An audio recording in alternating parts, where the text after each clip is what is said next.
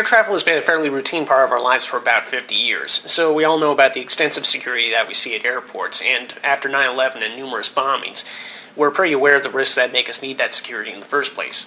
There's just one problem. It's not really there. Not as much as we might think. This is yet another thing in a long list of complaints I've made that might get me on a watch list someday, but apparently some Canadian airports are about as secure as a screen door on a submarine.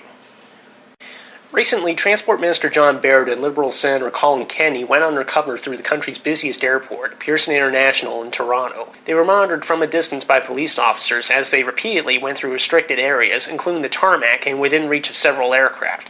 So suffice it to say, if someone wanted to put a bomb on a plane in Toronto, it would evidently not be very hard. To make matters worse, the same sort of thing is known or suspected to take place at several other airports across North America alone. This has already royally pissed off a lot of people, and with good reason.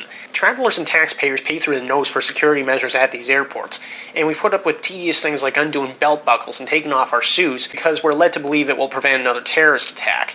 But the whole thing is kind of pointless if no one working at the airport can be bothered to lock a goddamn door. Naturally, the Greater Toronto Airport Authority, which handles security at Pearson, is not only denying that there's a security leak, but is punishing the on-site police officers who monitored the operation. Excuse me, fellas, but that's not reassuring the public, that's covering your asses. The cops involved were doing their jobs, as well as answering to a higher government authority to you. So your punishing them is called retaliation in legal and labor circles. Good luck getting out of that one. Also, if a couple of guys in ball caps and jackets with no ID can just waltz up to an airplane with no questions asked, you don't need to be a genius to figure out that that's a security breach. Enough said.